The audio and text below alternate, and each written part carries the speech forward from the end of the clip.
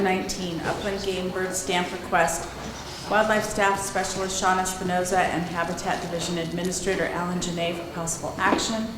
The Commission will review and may take action to approve up to $341,081 for projects submitted for FY 2022 funding from the Upland Game Bird Stamp account.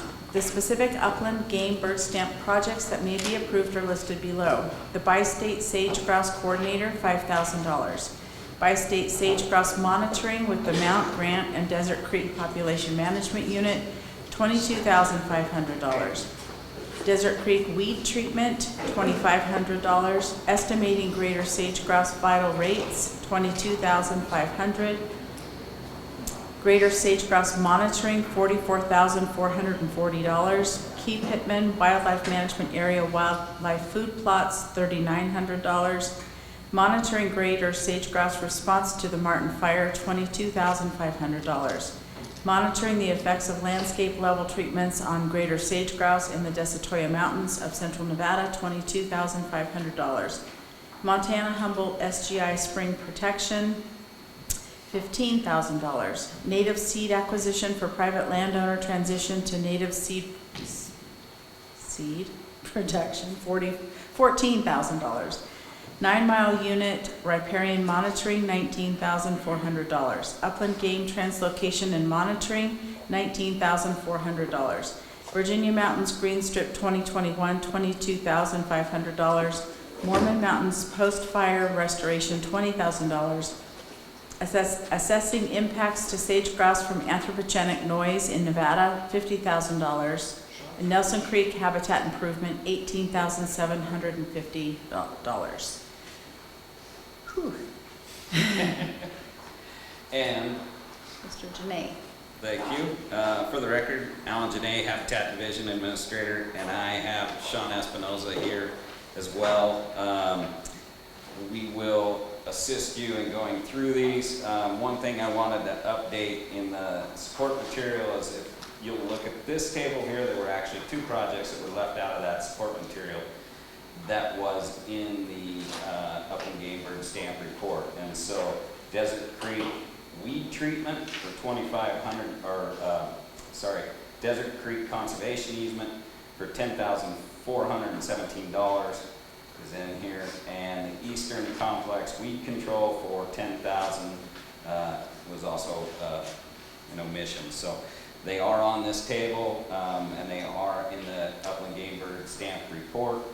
Just to give you an overview, let me make sure I'm going the right way here. Okay. Overview of budget. If you look at the starting balance of 2021, we started with $167,000 plus the revenue of $326,345. We take out some of the actual expenditures minus the administrative, leaves us a starting balance of $559,482.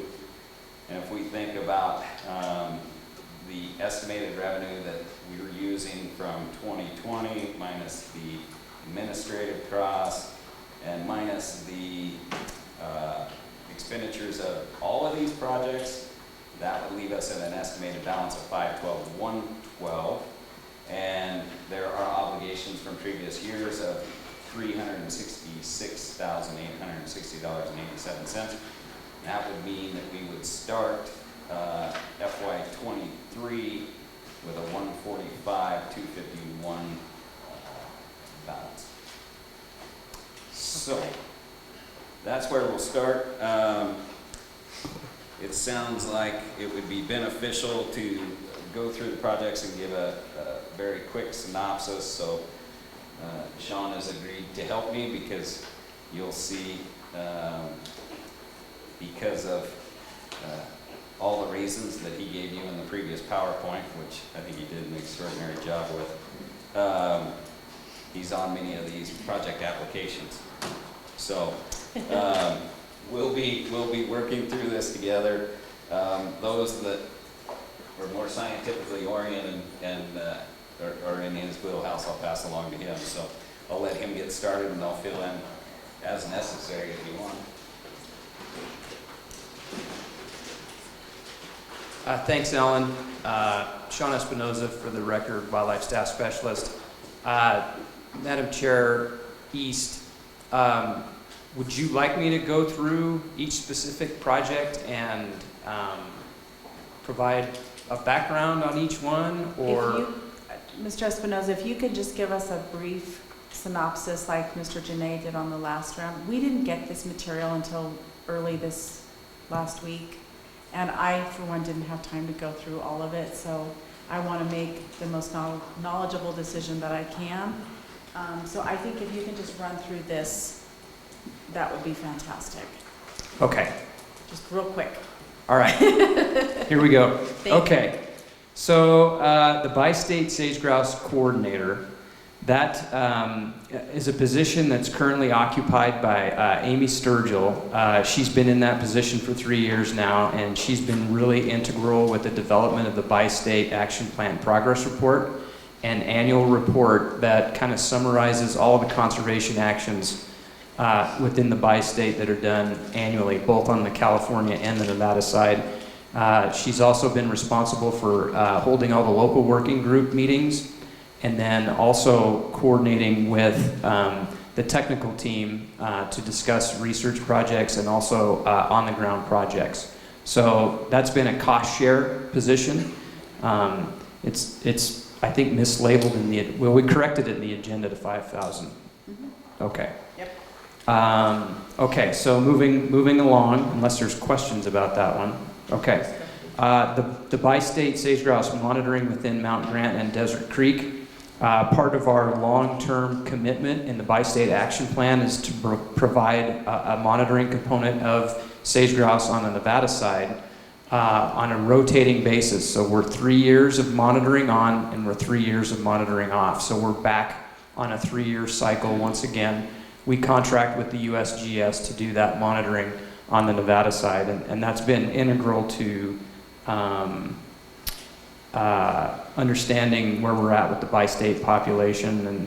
And there was some signs of stability there, which actually helped our argument with the endangered species listing action. Okay, so the Desert Creek Conservation Easement, this is actually the last installment for a state match for this project. It's being matched by some, and I'm going to get this wrong, it's a NRCS REPI program. I can't remember the acronym, too many acronyms. But anyway, they're contributing like $2.2 million. Our state match obligation has been something like 150 to 200,000, I think. So a pretty minimal amount compared to the total amount of the easement. Desert Creek weed treatment, I'll just comment on that one just because it's a project close to my thought process anyway. This is a weed treatment just south of the Desert Creek Lek. It was an old sheep bedding ground that turned into a big patch of cheatgrass. It was about 20 acres in size, and so some of it was actually treated with a Mazopic. Now we're going to expand some of the treatment area to get some of the remaining cheatgrass out and then reseed. Estimating greater sage-grouse vital rates. This is really for central Nevada, the Monitor Mountain population, Monitor Valley. We actually had the Santa Rosas bundled in with this because they were two control sites, or what we considered control sites, because quality habitat, expansive habitat, no anthropogenic disturbance. Two portions of the state. However, the Santa Rosa site burned over, so that's sort of changed into a treatment area now. Let's see, greater sage-grouse monitoring. Really, that one covers a lot of our aerial infrared services that we conduct annually. So that's been really instrumental at seeking out new leks at high elevations that, suitable habitat, but we don't necessarily know, if there's a lek, because we can't access those places other than a helicopter. We certainly can't get there in vehicle, most springs anyway. So that particular project really helps out with aerial infrared survey, which is kind of expensive but effective.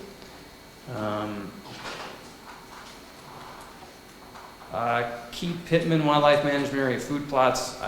don't know what, I don't have any bearing on that one unless Alan wants to comment on that one. Pretty self-explanatory. Again, it's, trying to plant preferred vegetative species for, ducks and upland on the area. Okay. Okay, monitoring greater sage-grouse response to the Martin fire, pretty self-explanatory, but we have a couple projects that are ongoing there. One's actually a heritage project working with UC Davis. UC Davis is actually looking at how sage-grouse are using some of that burned area and the remaining unburned sagebrush habitat that's out there, and then also if some of those hens are using some of the restored sagebrush out there, and trying to determine if there's a certain variant of sagebrush that we should be using in our restoration, which one is most effective in terms of a forage plant for sage-grouse. But this is really a more broad effort to monitor how sage-grouse are responding to the Martin fire over a pretty long time frame, 5 to 10 years. Monitoring the effects of landscape level treatments on greater sage-grouse in the Desatoya Mountains of central Nevada. This will be the last year of that particular project, at least from our monitoring standpoint commitment. This is actually one of the outcome-based grazing projects as well. So there's been some modifications done to how livestock are used on the landscape, and there's been a lot of conifer treatment done in this area, so we're monitoring the effects of that as well as a horse removal that is ongoing there in the Desatoyas. The Montana Humboldt SGI Spring Protection Project. I don't have very good reference there. Yeah, this is just a project to work on that Montana mountains. Many folks are familiar with that range just north of here, trying to identify some spring protections for benefit of sage-grouse, similar to what Sean showed as far as the 4th of July meadows, doing work like that, so that a protection for sage-grouse. Yeah, native seed acquisition. This is a proposal to try to promote the production of native seed in this state. One of the problems we have is that native seed is very limited. It would be very beneficial for us in restoration because those are seeds that are already, adapted to that site. But one of the toughest things we have is there isn't commercial production of it. And so what we're trying to do is find farmers that could actually raise plants and do the experiments to actually see if we can get some cultivars of native seed that we could actually be beneficial to Nevada wildfire restoration. So that's what that project's about. Okay, 9 Mile Unit Riparian Monitoring. There's actually a couple portions of this project, but the 9 Mile Unit is in Bi-State, and that area is now part of the Walker River Recreation Area. Very important brooding habitat for Bi-State sage-grouse. So there's a monitoring component along Rough Creek, but there's also some fencing involved with that to try and get some uplift there along the channel of Rough Creek and improve that habitat. There'll be some restoration work going on there in association with state parks and the permittee that actually uses the fields there at the 9 Mile Unit. Upland game, translocation, and monitoring. A lot of this centers around helping us monitor translocated rough grouse and also turkeys. At least those are what we have in the biennial upland game, small game release plan. So this will help support that effort and get some of those species augmented and translocated into certain areas. Virginia Mountains green strip. You want to talk about that one? Yeah, so that Virginia Mountain Green Strip is a project that's tying off of kind of the Long Valley Fire and the west side of the Virginia Mountains. Green Strip will parallel Winnemucca Ranch Road through Newcomb Valley and offer some protection to those important sage-grouse habitats back up on Virginia Mountains. So it's just an effort to try to create a fuel break in there so that we don't see some of the sins of the past repeated. Yeah, Mormon Mountains post-fire, so this was relative to the fires down there in the Mormon Mountains. What we do, Anthony Miller down there, our Southern Region biologist, will actually go out and do some plantings of native plants, shrubs around those guzzlers that we have down there that are upland game centric, and try to give some cover around those guzzlers so that you know, the quail and other wildlife have some cover species adjacent to those water developments for security purposes.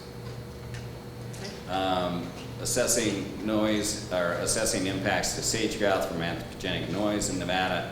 Matt Maples from our headquarters and Habitat, along with Sean Espinoza, are working on this project to actually place meters across the state, sound meters across the state, to try to gather information and better understand the influence of noise and understanding ambient noise across the state of Nevada, and then trying to make some assessments as far as implications to sage-grouse and vital rates across the state. The Nelson Creek habitat improvement, that's a project in the South Tuscarora Range. It's part of an old fire. When we did the restoration in there, it was one of the bigger fire years. We didn't have the shrub species, so we're trying to go back in there and try to get more shrub species back into that old burn to try to improve the conditions for sage-grouse. One we did miss as we were going through the list is this Eastern Complex weed control, $10,000. As I discussed in the duck stamp proposal, this is an aggregation of funds that we use to try to, you know, work with the Cooperative Weed Management District out there to spray weeds across all of our properties out there. So that is a quick summary of all of our projects, totaling $341,081. If anyone has any questions, we could stand for those. Thank you for that run through. I appreciate it. Does anyone have questions for either Mr. Espinoza or Mr. Janae? Yes, Commissioner Keel. Yeah, thank you, Madam Chair. So Alan, looking at the seed, the native seed growing project, you got just looking at the support material, do we actually have more money or funds coming from somewhere else? I see just for the seed, 4,400 plus 12,000, and then some seed cleaning at 5. That appears to be more than the 14,000 requested. Okay, give me 1 second. It's page 81, 80 and 81. Thank you.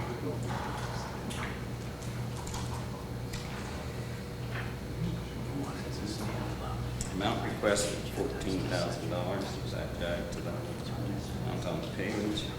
Table. So you were looking at pound.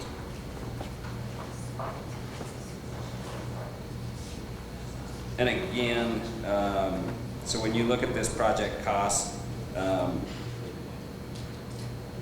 these are some examples of costs, because I'm very quickly assessing this. Those are examples of cost. The tables, the budget tables, are the piece that should get you there. So on page 83, and then on page 80 has got the overview of 14,000, and then on the detailed table behind, on page 83, you've got 8,400 in seed, and then 5,000 in seed cleaning, 600 in seed testing, and that should be that 14,000. Okay, that's great. No, I think it's a great project, so it'll be interesting to see the success. You bet. Thank you. Thank you for the help. We want to keep it honest up here. Okay, anybody else? Commissioner Cavilla. I guess one more, just a clerical one. I know we on our commission sheet here, we're missing the 2 projects, and that total on that sheet's the 341, and that matches the table in the back. I just wanted to double check that 341 is the correct Okay.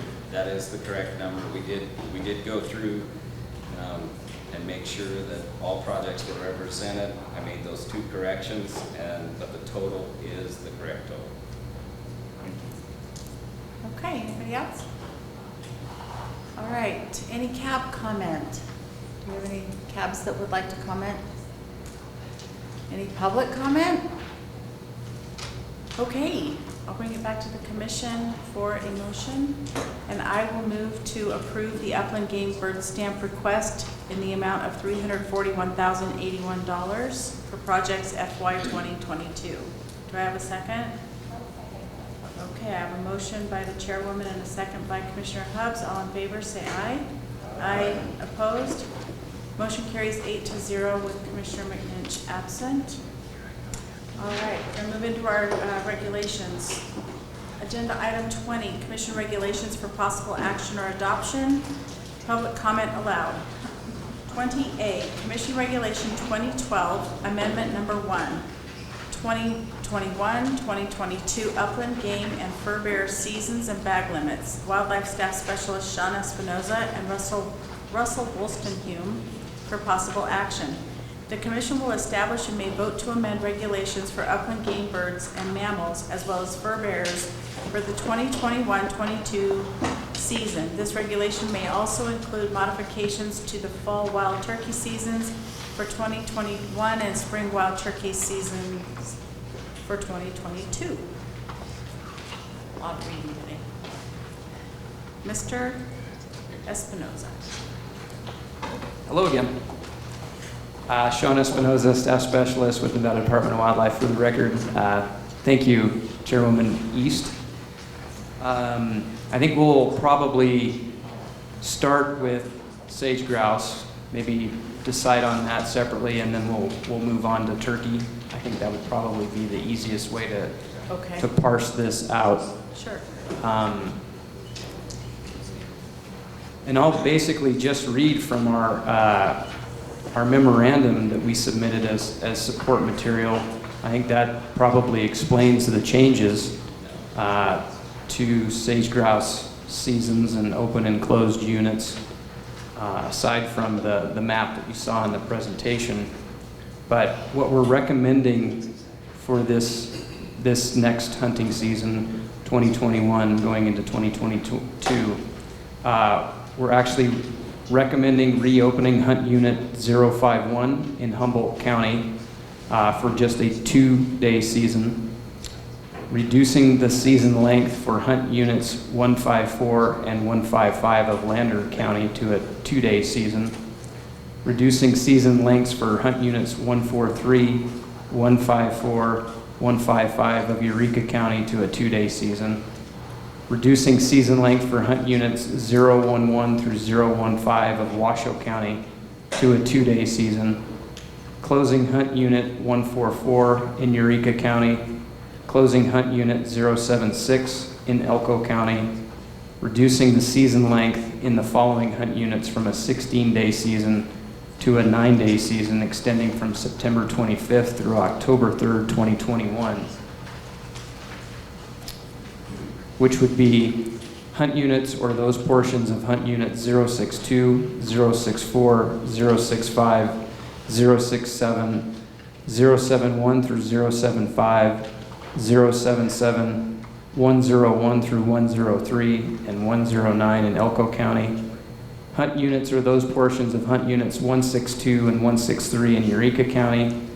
Hunt Units are those portions of Hunt Units 161, 162, 172, and 173 in Lander County. Hunt Units are those portions of Hunt Units 161 through 163, 172, and 173 in Nye County. Closing Hunt Units 104 and 121 in Elko and White Pine County.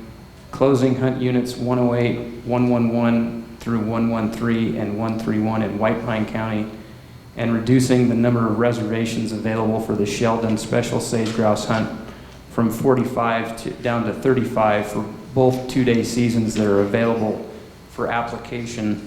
And I'd like to read our hunt strategies that we have in place, our hunt guidelines for sage-grouse.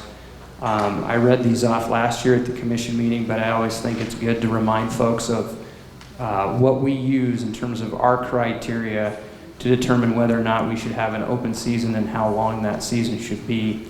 So we ascribe to the Western Association of Fish and Wildlife Agencies, but we also have added to that. So I'm just going to read off those bullet points. These are from the WAFWA guidelines. If populations occur over relatively large geographic areas and are stable to increasing, seasons and bag limits can be relatively liberal. 2 to 4 day daily bag limit and a 2 to 5 week season for hunting seasons allowing firearms.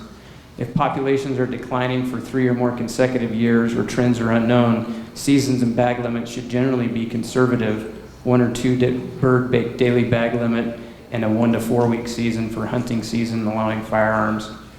Where populations are hunted, harvest rate should be 10% or less of the estimated fall population to minimize negative effects of the subsequent year's breeding population. And populations should not be hunted where less than 300 birds comprise the breeding population, i.e. less than 100 males are counted on leks. I'm going to add to that and read off our Nevada hunting season strategies that go above and beyond those guidelines as well.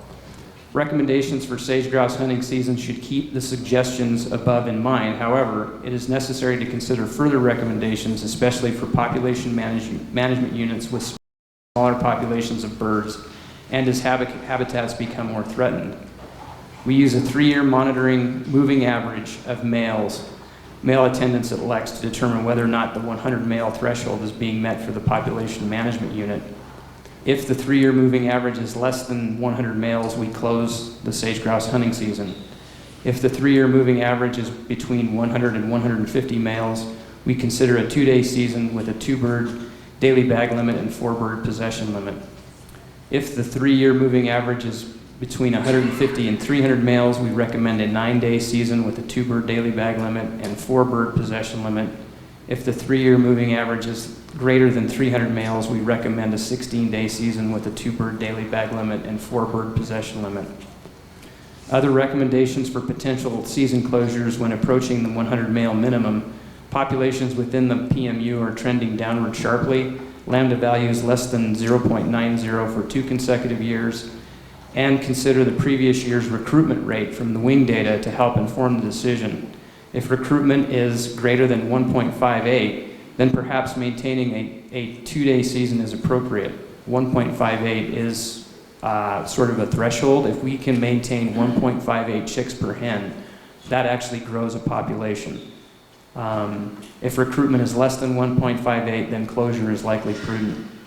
At least 10 active leks should be present within the population management unit to maintain an open season. And then we have some habitat quantity considerations, some thresholds that we consider.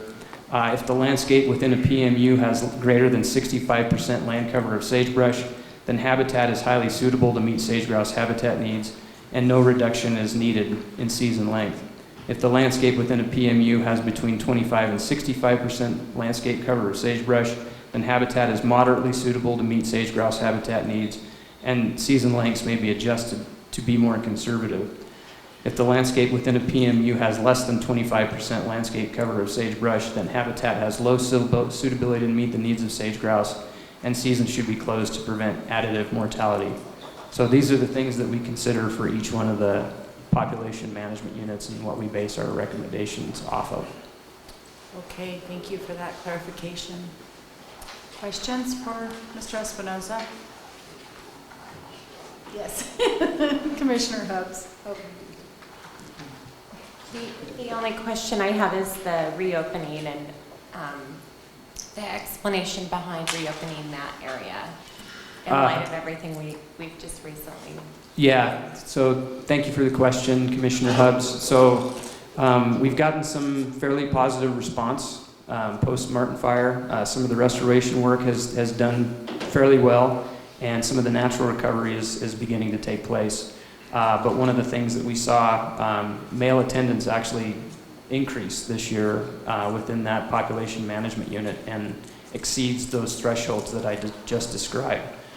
So we thought that a 2-day season was warranted based on our guidelines for that particular population. So, you know, the southern end of that population management unit affected by the Martin fire, the northern end is remained intact, and those birds are performing fairly well once again. The Santa Rosas and the Montana mountains, along with maybe one other portion of the state, are the only areas that actually receive pretty good precipitation this year. So conditions look fairly good up there. Okay, thank you. Vice Chair Barnes? Thank you, Madam Chair. Sean, after you read those, I kind of understood where you went with your seasons, because the one question I had was that in some of those in northern Elko County, some of those you went from a 16-day season to a 9-day season. And I wonder, should you be a little more conservative and even go a little bit more and back that off to like a 2-day, like you did on some of that other? I mean, obviously you feel comfortable with a 9-day, but would it hurt to be a little more conservative to go to a 2-day? So thanks for the question, Commissioner Barnes. Actually, in Area 7 this year, we saw numbers of males attending LEX closely in line with what we saw in 2019, if not a little bit higher. So Area 7 actually saw a little bit of a bump, an increase in male attendance. One of the only places other than those I mentioned that actually saw an increase. So you are being pretty conservative in that area, and even with an increase, you still reduced it. So Yeah. So you feel more than comfortable with a 9-day season? Yeah. Okay. Okay. Any other questions? Commissioner Perini? Yes. No, not yet. There you go. Does it now? Yes. You were good. You were good. You need to. I wanted to ask you another question. Hang on a second. Hang on. We Touch need to it one get your more mic time, working. Oh, this one. Okay, now we try that. There you go. If I could ask Tom a question, if I could. Of Mr. Chair. course. What do you think about that as far as going down from 16 days to 19, or 9? So you have 16 originally that it was fine for having sage-grouse, but then we were going to cut down, or at least as the department was, going to 9. Do you think it should be less than that? I think you mentioned that. Well, yeah, that was kind of my question. That's why I wanted to ask Sean. You know, if we needed to maybe be a little more ultra conservative, but given the answer that he said that they actually saw a few more birds attend those leks, that maybe we're all right. I can go along and support the department, but I would support them with a 2-day season too, and like I say, just to be a little extra. After I saw his presentation today, but I understand the guidelines they're using and kind of where they're going. So I can live with it, I guess. Okay, Tom, I just wanted to mention one thing, is I was kind of feeling really well. And Sean has done really well as far as what we've cut the 2-day times for the hunting. And I think I was really glad that it didn't go for a long period of time, for a week or whatever it is. And I think that we're doing very well with that. I would hate to see us go much, allowing hunting to go after the sage-grouse for a whole week, and then we go down to 2 days, we're going to be much better, and et cetera, and even closing some of the other hunter units. And I think that was a good idea also. I was also concerned, going back to you, Tom, when you were saying that you were going to go down lower. I'd like to see it down lower myself too. But I think the 9 days of that event for those people, that'd be fine. So I just think... That was kind of where I was, you know, I mean, yeah. Everything else went down to 2 days, and so that I just wanted to ask that. Just wanted to ask that question, that, you know, maybe we should, you know, be a little more conservative, kind of, given what we're seeing. But I do know, you know, they get the wing data, and I do know that's important to them. Yeah. One thing I forgot to mention as well is harvest rates. And one of the things we're seeing is that folks aren't traveling to Elko, at least from the Reno area or the Vegas area, to hunt sage-grouse. We're finding very few wings in some of those Elko barrels compared to what we see like in the Montana mountains or portions of northern Washoe. So harvest rates are pretty small in Elko County relative to some of the other areas of the state. Well, if If you're okay with it, then I guess I'll be okay with it. I'll hold you, and I'm gonna hold you to this. Any other questions for Mr. Espinoza? Commissioner Hobbs? No, it's just I would be open to obviously lowering any hunting days. Just wanted to say that, and overall, I'm usually okay with that, so I would support a lower day for this sage-grouse. I don't know if that's going to help overall, but it just seems like we should do what we can. Thank you. Okay, other comments? Seeing none, I'll take it out for cab comment. Any cab comments on the sage-grouse portion of this CR? I don't see anyone jumping. Any public comment? Mr. Volz? Good morning. For the record, Fred Volz. Despite the two presentations on the sage-grouse these last 2 days, there are a couple of key facts that have been omitted in the presentations.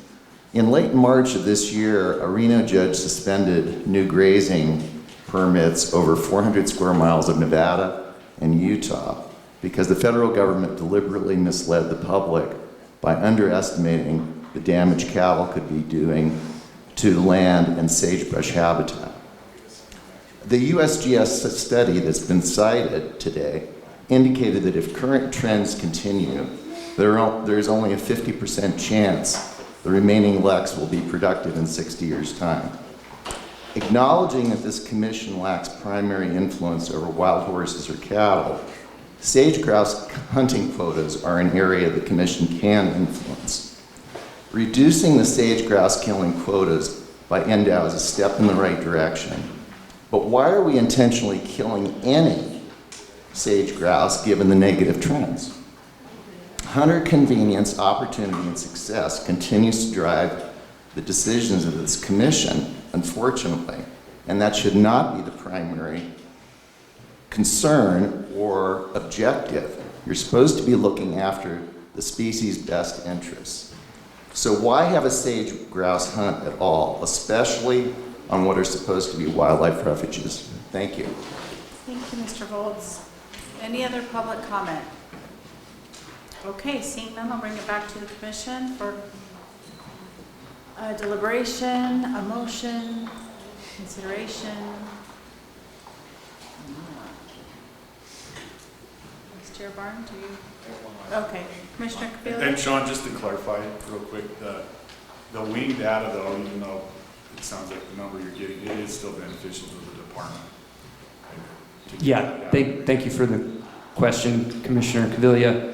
Yes, absolutely, the data is important to us, but it's not as important as conservation of the species. And you know, I think by reading off those hunter strategies and guidelines that we have, we're being, you know, very conservative with sage-grouse.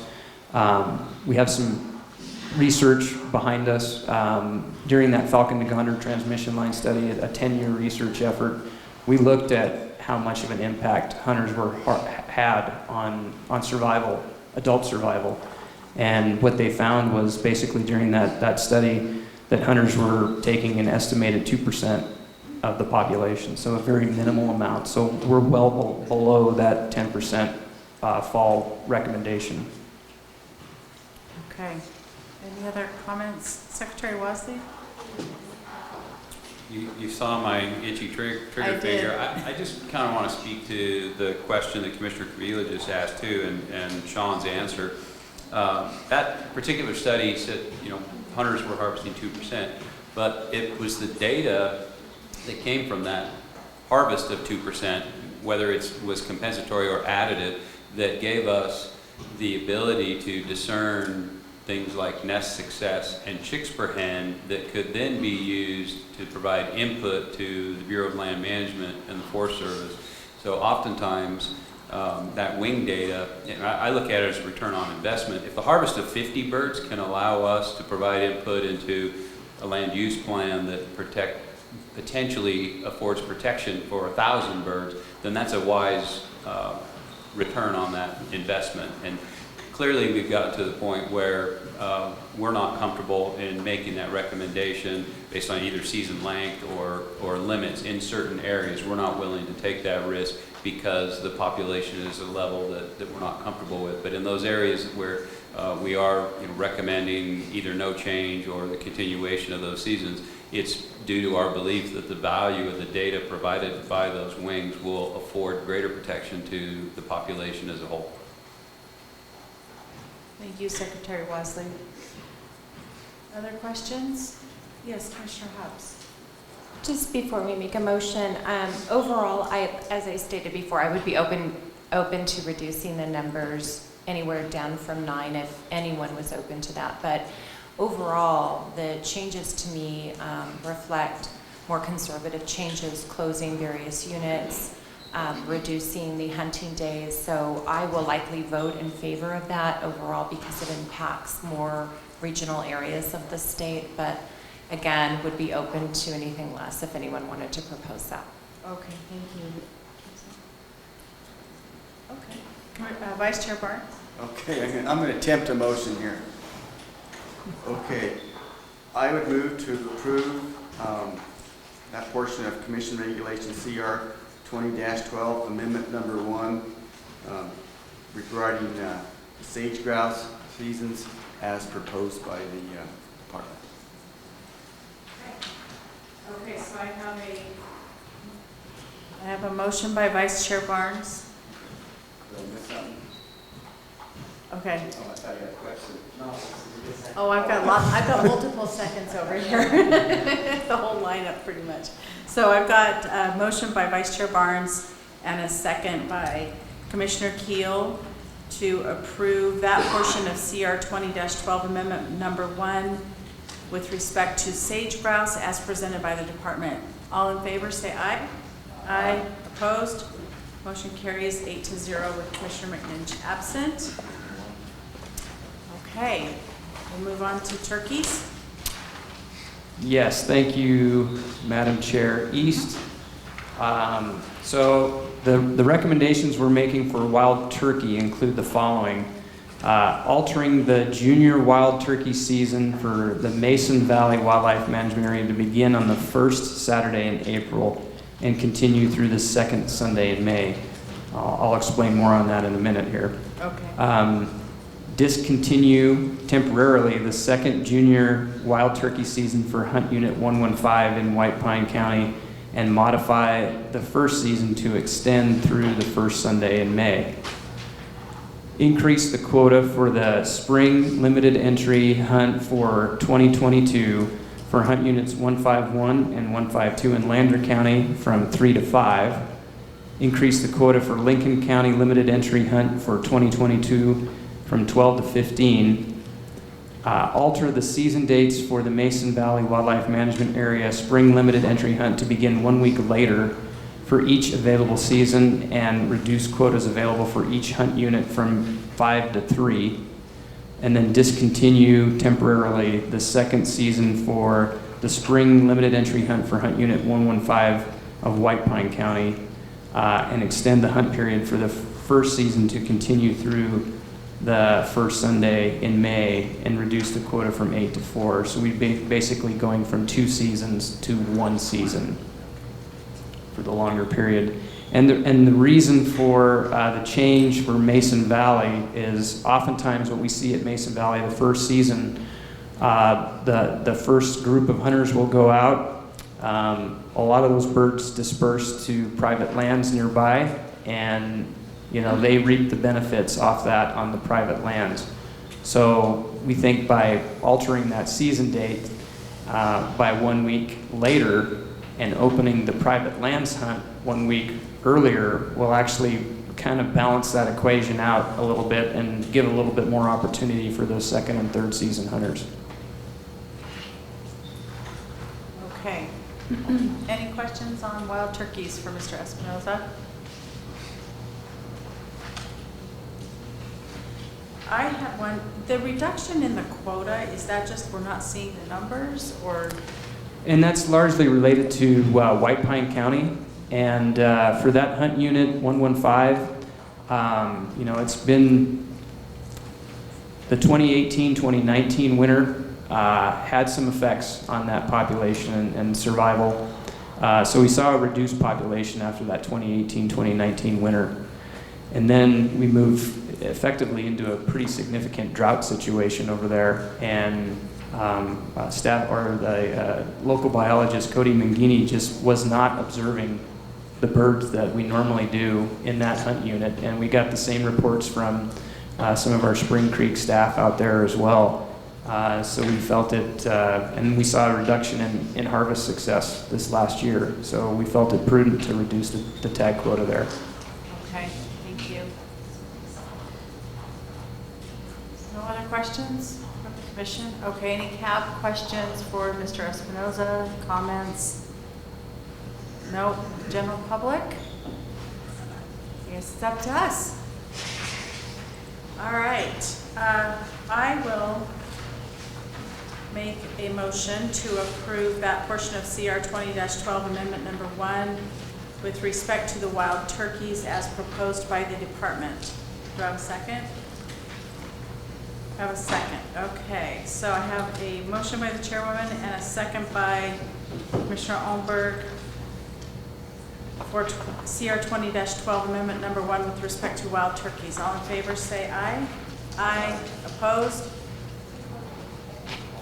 Can I interrupt 1 second and ask for one amendment? And that would just be on when the draw results are released for this.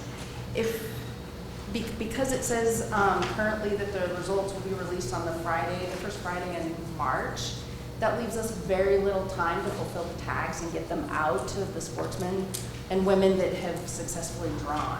We would like to be able to say on or before. That gives us the authority to actually do the draw earlier and get those tags out. Okay, so are we on page 4? Yes, please. Munoz? Okay. Sorry, for the record, Munoz, Division Administrator. Sorry, I was Data so Technology focused on getting this motion. Sorry, done. sorry to interrupt. I should You're- have caught that before. Okay, so can you please walk me back through that? Yeah, so again? the very third paragraph, Paragraph, the last okay. sentence says the release date will be the Oh. first Friday of March. If we Okay. can say on or before, Honor before the that gives first me Friday. the authority to get those tags fulfilled and out sooner. Okay. Okay, I'm okay with that revision is the second. Yes, okay.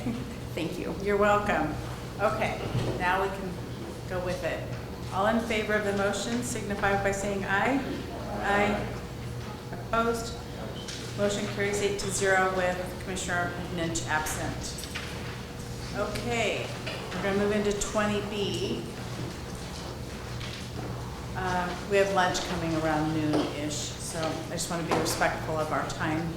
20B, Commission Regulation 21-007, Amendment Number 1, 2022 Heritage Tag Vendors. Committee Chairman Tom Barnes for possible action. The Commission will review the Wildlife Heritage Committee's recommendations regarding heritage tag vendor proposals for 2022 and may take action on the proposals.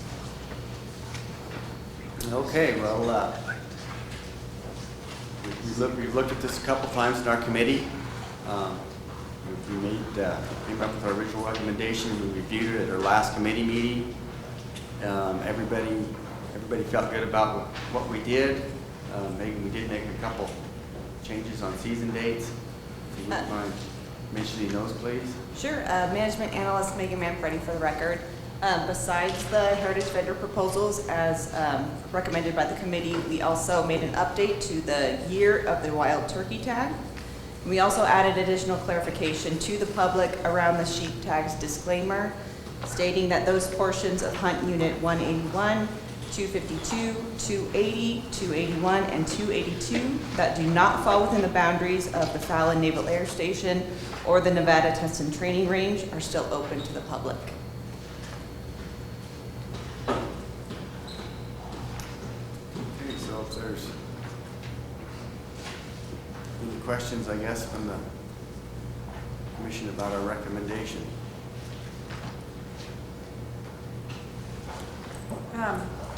This is Chairwoman East for the record. I had written down a note on the wild turkey dates, but then I looked back and I think those dates are corrected. Okay, that was the only question I had. Does anyone else have questions on the wildlife heritage tag proposals? Okay, seeing none, we'll take it out for cab comment. Cab comment on the wildlife heritage tag proposals. Nope. Public comment? All right, we'll bring it back to the commission for a motion to approve. I'll make a motion. Chairwoman East, if there's no other discussion concerning this regulation, I'd move to accept Commission Regulation 21-07A1, the 2022 Heritage Tag vendors as presented by the department in our committee selections. Okay, we have a motion. Do we have a second? We have a motion and a second by Commissioner Hubbs and Commissioner Almberg to approve CR 21-07 Amendment Number 1, 2022 Heritage Tag vendors. All in favor say aye. Aye. Opposed? Motion carries 8-0 with Commissioner McNinch absent. Okay. Agenda item number 20C. Commission Regulation 21-13, Amendment Number 1, 2021-22 Seasons, Bag Limits, and Special Regulations for Migratory Game Birds. Management Analyst Megan Manfredi for possible action. The Commission will consider amending the Overton Wildlife Management Area DOW application portion of the Commission Regulation to allow for application to be submitted electronically and for the draw to be conducted by the department's licensing vendor, Calcomine, for the 2021 season. Ms. Manfredi? Again, for the record, Megan Manfredi, Management Analyst for the department. Would like to direct everyone's attention to page 10 of CR 2113, where all the changes lie. Since the implementation of the department's licensing simplification, it has been a goal of the department to create simple and easy ways for our customers to obtain what they need to legally get out into the field and recreate and enjoy Nevada. One of the ways we have accomplished this is to create an application process that can be submitted fast, accomplished online, and in the comfort of people's own homes. The proposed amendment to CR 2113 would allow for customers wishing to apply for the opening day and weekend of the dove hunt held at the Overton WMA to fully apply online at NDOWlicensing.com. If approved, the change would remove the need for applications to be mailed in to our headquarters office and to allow for the draw to be conducted by our licensing vendor, Calcomine, similar to what they already do with the draws and application periods. So with that, I can take any questions. Okay, thank you, Ms. Manfredi. Any questions for Megan? No, I don't see any. All right, any cab comment on Overton dove season? Public comment? Okay, we'll bring it back to the commission for further discussion or a motion. Commissioner Rogers. Yeah, I just had a quick question. I guess I don't know that much about the contract that we have with Calcomine. Is this by adding this piece to their responsibility? Does that amend, change the contract, increase costs? Or? It does reduce costs. So every application, we are contracted with Calcomine $1.12, but the amount of applications this hunt has would not make an indent to the department's financially at all. Okay. Anyone else? All right, then I will move to approve CR 2113, Amendment Number 1, 2021-22 Bag Seasons, Bag Limits, and Special Regulations for Migratory Game Birds as presented by the department. All in favor, say aye. Oh, sorry. I am rolling. Do I have a second? Okay. All right, I have a motion by the chairwoman and a second by Vice Chair Barnes. All in favor, say aye. Aye. Opposed? Motion carries 8-0. With Commissioner McNinch absent. Okay. Are we ready for agenda item number 21? Do we want to take a lunch break or do we want to keep moving? I think lunch is coming out in just a few minutes. I guess It's not out. Let's keep moving. Okay, agenda item number 21, Biennial Upland Game Release Plan for fiscal years 2022 and 2023. Wildlife Staff Specialist Sean Espinoza for possible action. The commission will review and may take action to approve the department's proposed biennial upland game release plan for fiscal years 2022 and 2023. We don't see you all year, and then we see you all day. We gotta change that. Yeah, this is crazy. Let's just leave it. All right, Mr. Espinoza. Okay, thank you, Madam Chair. East, Sean Espinoza, Upland Game Staff Specialist for the record. I understand that the small game release plan may not have gotten into everyone's support material. I think we did get it. Okay. So I'm just going to quickly go through, and then I'll answer questions, the proposals that we have for the next 2 fiscal years. For California quail, it's a statewide proposal. Basically what we propose here is we use the urban quail that we see around the Reno, Sparks, Carson City area as a source stock.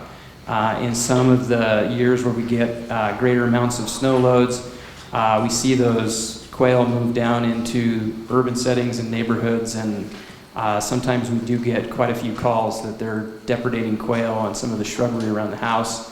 And we've actually had some pretty good success augmenting populations in the more rural areas in northern Washoe, Pershing, Humboldt County, and even some of western Elko County. Mountain quail, we have one proposed release in Lincoln County in the Clover Mountains to try and establish a population in that region of the state. Normally we would obtain source stock of mountain quail from Oregon. However, those species are adapted more to our northern climate, so what we'd like to try is perhaps some birds from the pine nuts to use in Lincoln County, or perhaps some birds from the eastern side of the Sierras in California, which when we have available source stock there, we can try and utilize those. For Rio Grande turkey in Lyon County, we're proposing one release on the Walker River Recreation Area, south of Yarrington there. We may be able to use source stock from Paradise Valley. That population's grown quite a bit and has moved into some of the residential areas around town, so we're proposing to do an actual capture there this fall winter period. We have one release to augment the existing population of Rio Grande turkeys in the Mason Valley Wildlife Management Area, and we may use the birds from Paradise Valley to do that as well. In Lincoln County, we're maintaining 2 separate release sites, one in the Delamar Mountains and one in the Wilson Creek Range. Normally we've used source stock from Utah to perform those releases there, and the population of turkeys is actually doing quite well in Lincoln County, even in the face of some drought-like conditions. For Miriam's turkeys, we're proposing one release from Hunt Unit, or 2 Hunt Unit 114 in White Pine County. We had hoped to do this over the last 2 fiscal years, but COVID had really quashed those efforts. And we're proposing to get those birds from Idaho. In Lyon County, we have one proposed release into the Pine Nut Mountains. Likely that would take place in FY23. And in Nye County, we are proposing one release of Miriam's turkeys into the Maunder Range. And likely those birds would also come from Idaho. In Elko County, we're proposing one augmentation to the release effort that we conducted in the South Ruby Mountains on the XJ Ranch, which seems to be successful, but we would like to conduct one more augmentation to that population. For gray partridge, we're proposing a release in Churchill County in the Desatoya range of Churchill and Lander County. This source stock would probably come from Elko County if populations there are strong enough to be able to take birds from. Ruffed grouse, we have one proposed release site that is a basically an introduction, a reintroduction, and then also an augmentation. The reintroduction would be in Elko County into the Elk Mountain portion of Hunt Unit 072 to establish a population of ruffed grouse there and expand their distribution in Elko County. And then we have one proposed augmentation in the Pine Forest Range into Boyd Basin to augment the existing population in the Pine Forest Range. And then last but not least is a statewide American beaver release for suitable waters for restoration purposes where requested. However, this would not be without further scrutinization and coordination with the federal land management agencies or private landowners as well. And I'll take any questions that you might have on the release plan. Okay, do we have any questions for Mr. Espinoza on the release plan? Yes, Commissioner Keel? Thank you, Madam Chair. Mr. Espinoza, do we have any pending requests for beaver, or is this just, a blanket release plan if we do get requests in the future? Thank you for the question, Commissioner Kyle. This is sort of outside my zone of responsibility. I gather that we've received only one request for beavers, and that was in the Salmon Falls Creek drainage in northern Elko near Jackpot. There was a landowner that requested them there. I believe there was a release conducted there, and there was an agreement with the landowner that once those beavers were put there, then it was their responsibility to maintain any issues that they might have had with them. Beyond that, we have not received any requests. Commissioner Hubbs? Just quick, a general question, and it doesn't have to be completely specialized to the species, because we have, I believe, wild turkey, the mountain quail, and partridge that are being introduced. How does the department go about making their decisions for introduction? Thank you for the question, Commissioner Hubbs. It's largely based on habitat suitability, and it needs to match some of the habitat requirements of these species. Gray partridge, for example, there hasn't been much in terms of releases in the past that were conducted. Gray partridge either moved in from Idaho or southeastern Oregon and expanded their range, but the only record that we have in our database was from some work done in the early 1920s on gray partridge and establishment. As we transition more to a grassland, particularly a perennial grassland, gray partridge seem to do pretty well, especially in Elko County, where you have higher elevation fires. We see a response of gray partridge, particularly around the Wells area, the Tuscarora area that's been pretty heavily impacted by fire, but where we get native perennial grasses back in the system, we see a compelling response from gray partridge. We've seen some of that response a little bit in the Desatoya Mountains from some of the fires that have taken place there, and we've got a fairly good perennial grass response in those areas, so we think that they'll do well there. Ruffed grouse are a species that is not doing well in some portions of their range, particularly the northeastern portion of the United States. As we see a lot of those forests sort of convert in the northeastern portion of the United States from a younger age class forest to an older age class forest, that doesn't really meet the needs of ruffed grouse. But here in Nevada, where we have aspen stands that are in pretty good shape, pretty good habitat quality, and maintain a good understory, that is one of the main criteria, and we've seen some pretty good success with ruffed grouse over the years here in Nevada. Okay, any other questions? All right, do we have any cab comment? Public comment? Okay, I'll bring it back to the commission for a motion or further discussion. Commissioner Capilla? I'll make a motion to approve the biennial Upland game release plan for fiscal years 2022 and 2023 as presented by the department. Okay, do I have a second? I have a second by Commissioner Hub. So we have a motion by Commissioner Cavilla and a second by Commissioner Hub to approve the biennial Upland game release plan for fiscal years 2022 and 2023 as presented. All in favor say aye. Aye. No?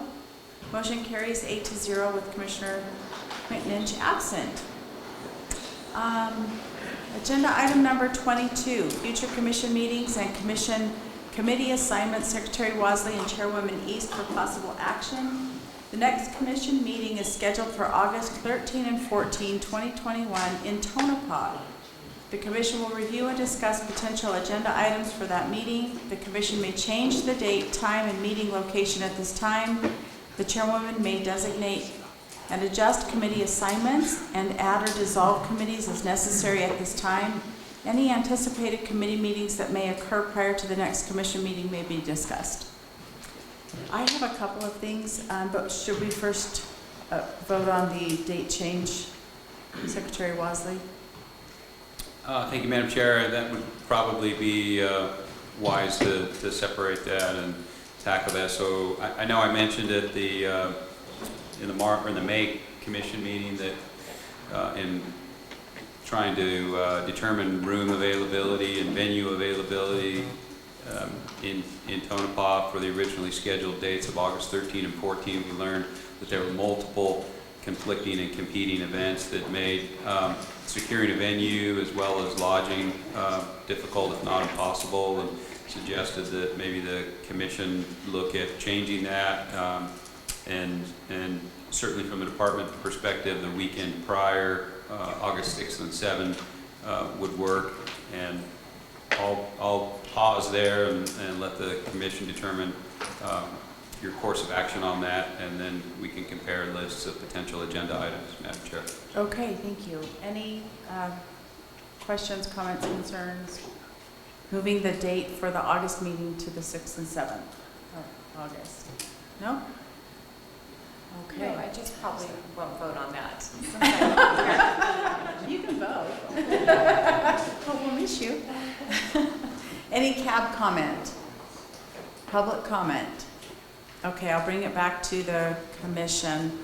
I would move to approve a change in meeting schedule for the August meeting from the 13th and 14th, 2021 to the 6th and 7th in Tonopah. Do I have a second?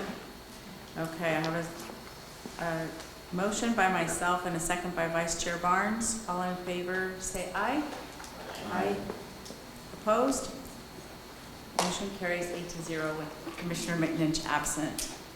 Okay, I wanted to update everyone on the, do you have? Okay. I wanted to update everyone on the, I'm not sure how many of you are aware of the intern program, but the Lathrop and Capurro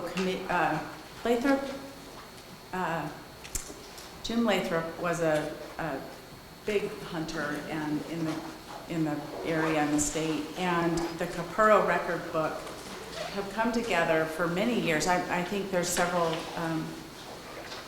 even staff members that were a part of this program back in the day. Anyway, they have an internship program, and they pay for seasonal interns to help out in areas where there may be some need in the state. I sat in on this year's selection, and high school seniors and even some students in college already apply for these seasonal programs.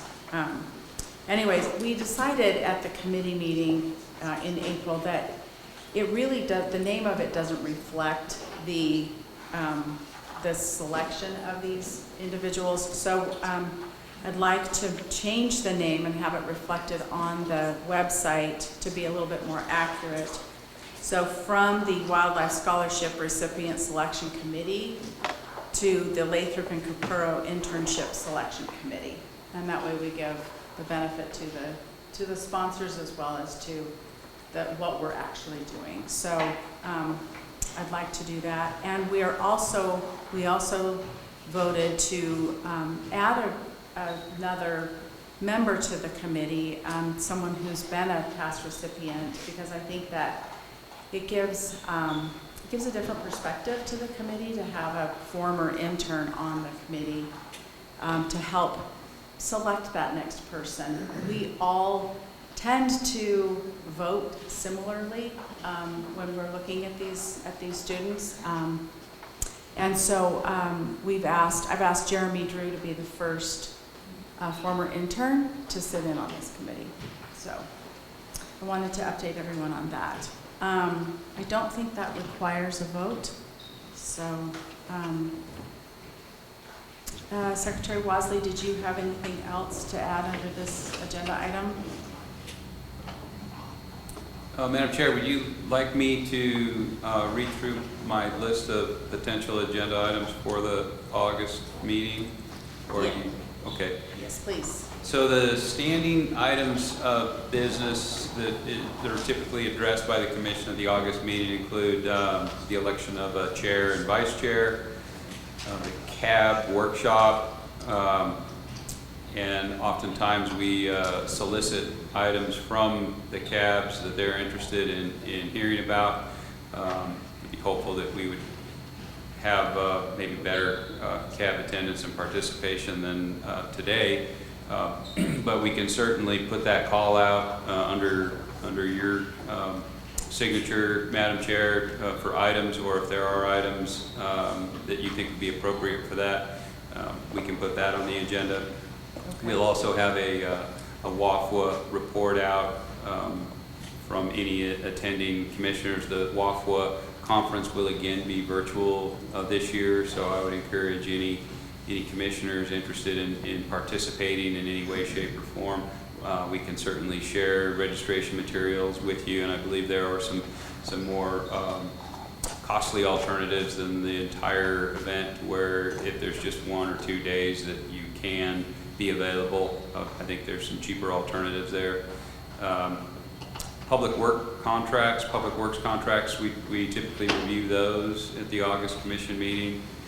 There's a potential for a couple committees. The tag allocation application hunt committee could possibly meet the Thursday prior, as well as the APRP, Administrative Procedures, Regulation and Policy Committee.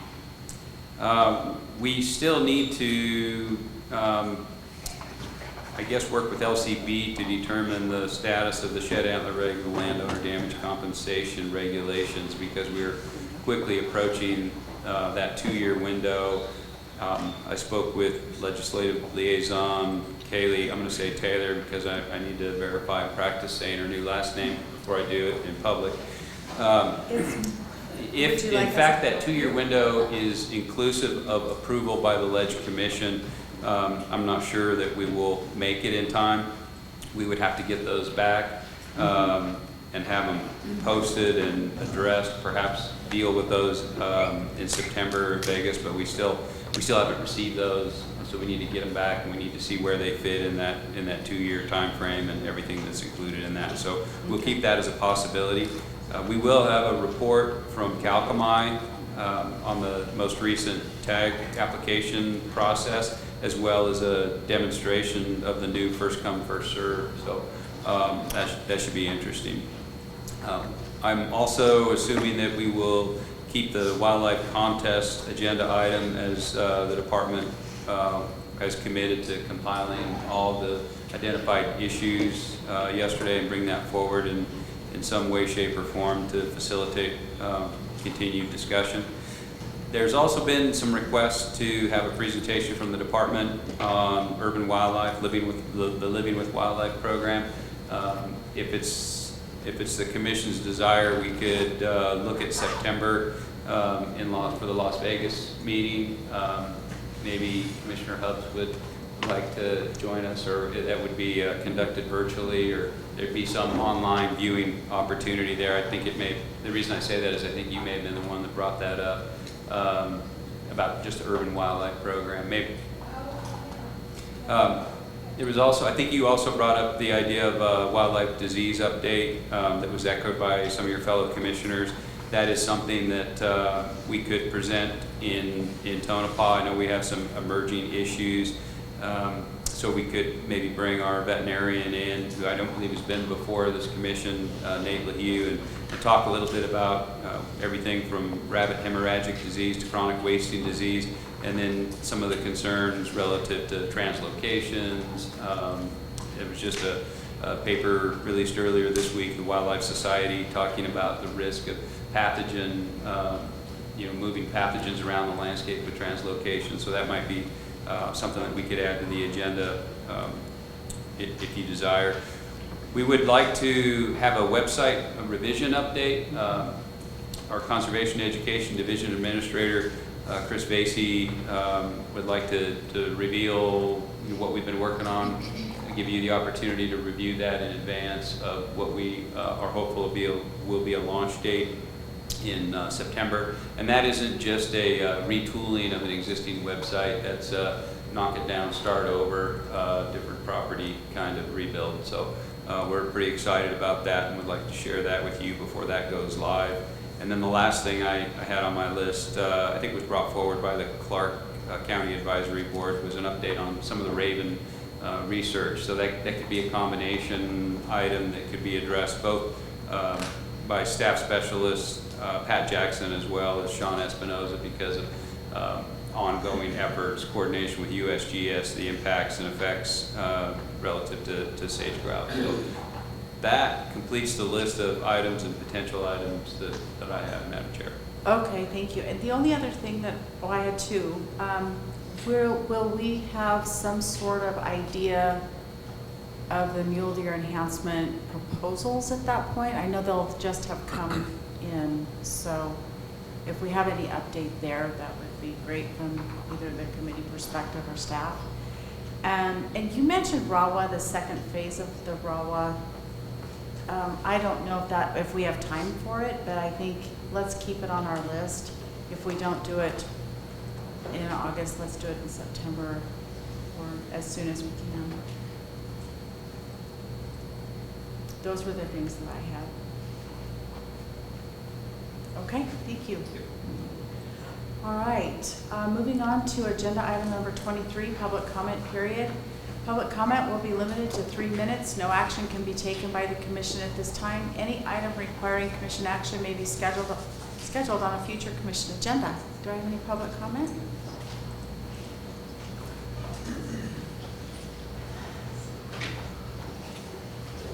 Again, for the record, Fred Volz.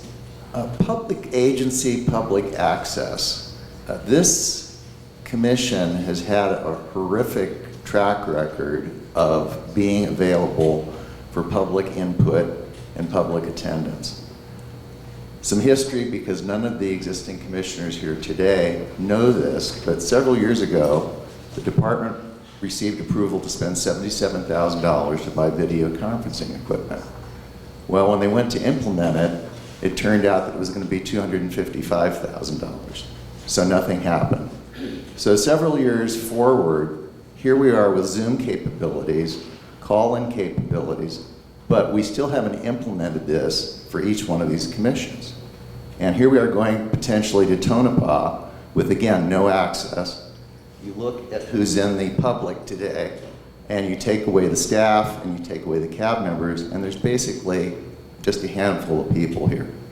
If you want public support, public funding for the things that you're doing, you need to make better effort in making this commission meeting accessible to people so that they don't have to dig into their own pockets to travel and spend the time to do that so that they can participate. And we have seen no permanent movement by the department to make that happen. And there is not a cost hurdle at this point because the Zoom meetings are not that expensive to conduct.